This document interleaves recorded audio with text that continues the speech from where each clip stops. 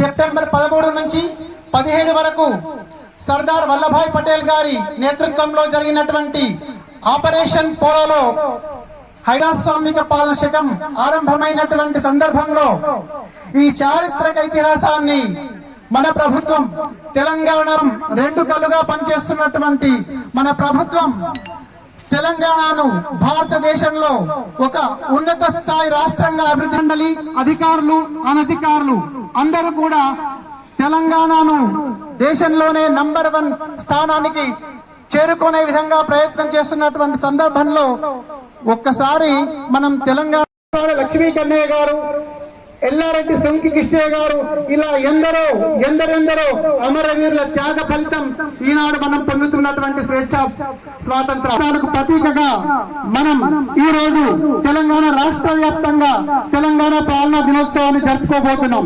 ఈ సందర్భంగా ప్రసంగించాల్సిందిగా ఈనాటి మన కార్యక్రమ ముఖ్య అతిథి మాన్యులు గౌరవనీయులు తెలంగాణ పర్యాటక సూపరింటెండెంట్ శ్రీమతి సింధు గారిని కూడా వేదికపైకి రావాల్సిందిగా సగౌరవంగా ఆహ్వానిస్తున్నాము.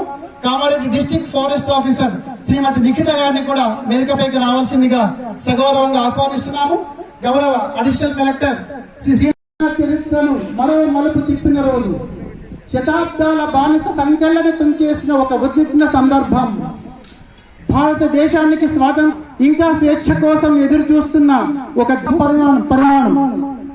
తెలంగాణ సమాజం రాజరిక బండ హస్తాల నుంచి విమోచన పొందిన రాష్ట్రంలో ఆడపడుచులు ట్రాన్స్జెండర్లకు ఆర్టీసీ బస్సులలో ఉచిత ప్రయాణ సౌకర్యాన్ని ప్రభుత్వం అమలు చేస్తుంది.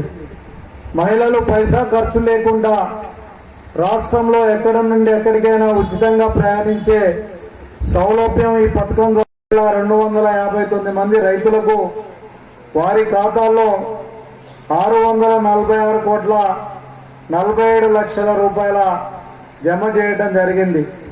పంట నష్ట పరిహారం గత మార్చి 2024లో కురిసిన అకాల వడగండ్ల వలన వర్షాలకు పంట నష్టపోయిన రైతుల్ని రాష్ట్ర ప్రభుత్వం ఆదుకుంది. జిల్లాలో మొత్తంలో 10,328 ఎకరాలలో వివిధ పంటలు నష్టపోయాయి. జిల్లాలో నష్టపోయిన మొత్తం 9,107 మంది రైతులకు ఎకరానికి 10,000 రూపాయల చొప్పున నష్టపోయిన రైతుల బ్యాంకు ఖాతాల్లో నేరుగా 10,32,81,000 రూపాయలని రాష్ట్ర ప్రభుత్వం జమ చేయడం జరిగింది. వర్షాల వలన దెబ్బతిన్న పంటల వివరాల సేకరణ కొనసాగుతున్నది. త్వరలోనే వారికి కూడా నష్టపరిహారం అందించడం జరుగుతుంది. 24 గంటల ఉచిత కరెంట్ జిల్లాలో 1,09,436 వ్యవసాయ విద్యుత్ కనెక్షన్లకు 24 గంటల నిరంతర ఉచిత విద్యుత్ సరఫరా చేయడం జరుగుతున్నది. ఉచిత విద్యుత్ సరఫరా గురించి గత సంవత్సరం నుండి 3,471 వ్యవసాయ విద్యుత్ కనెక్షన్లను మంజూరు చేయడం జరిగింది.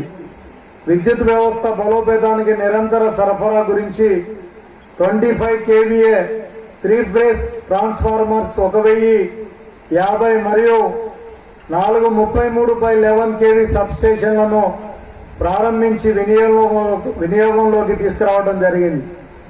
ఇంకనూ ఒక 132/33 kV సబ్ స్టేషన్ మరియు మరొక 33/11 kV సబ్ స్టేషన్ మంజూరు చేయడం జరిగినది.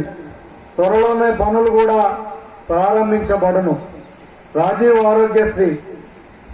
ఆరోగ్యశ్రీ పథకం కింద గతంలో 5 లక్షల వరకు ఉన్న వైద్య ఖర్చుల పరిమితిని ప్రస్తుతం 10 లక్షల రూపాయల వరకు పెంచడం జరిగినది.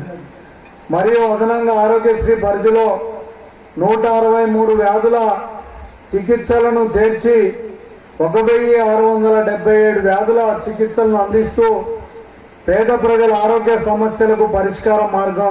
తెలంగాణ ప్రజాపాలన దినోత్సవ వేడుకకు విచ్చేసిన ప్రజాప్రతినిధులకు, ఇతర ప్రముఖులకు, జిల్లా అధికారులకు, అనధికారులకు, పత్రికా విలేకరులకు, ఎలక్ట్రానిక్ మీడియా సిబ్బందికి, జిల్లా ప్రజలకు మరియు తెలంగాణ సాయుధ పోరాట వీరుల కుటుంబ సభ్యులకు ఈ సందర్భంగా తెలంగాణ ప్రజా పాలన దినోత్సవ శుభాకాంక్షలు. తెలంగాణ సాయుధ పోరాట ఫలితంగా అప్పటి వరకు పల్లెల్లో నెలకొన్న వెట్టి చాకిరి, భావ వ్యక్తీకరణపై ఆంక్షలు, మాతృభాష అణిచివేత, మతపరమైన నిరంకుశ ధోరణులు తెలియడు 1948 నాడు హైదరాబాద్ సంస్థానం రాజరిక వ్యవస్థ నుండి ప్రజాస్వామ్య వ్యవస్థలోకి మారినది. తెలంగాణ రాష్ట్రంలో జరిగిన మార్పు వలన రాష్ట్రం దేశవ్యాప్తంగా కీర్తిగాంచింది. సుస్థిర ప్రజాపాలనతో సంక్షేమాన్ని పంచుతూ సర్వ మతాలను సమాదరిస్తూ శాంతి సామరస్యాలకు ప్రతీకగా నిలిచింది. గాంధీజీ కలలు కన్న గ్రామ స్వరాజ్యం దిశగా ఆదర్శవంతమైన పల్లెలు పట్టణాలతో ప్రభవిల్లుచున్నది.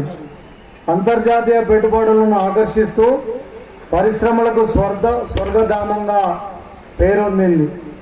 గౌరవ ముఖ్యమంత్రి శ్రీ యనమల రేవంత్ రెడ్డి గారి నాయకత్వంలో రాష్ట్ర ప్రభుత్వం ప్రజా సమస్యల పరిష్కారంలో ముందుంది. ప్రజాప్రభుత్వం ప్రజలకు ఇచ్చిన వాగ్దానాల మేరకు అభయాస్తం హామీలను ఒక్కొక్కటిగా అధికారంలోకి వచ్చిన 48 గంటల నుంచి అమలు చేయడం ప్రారంభించింది. ఇందిరమ్మ గ్రామ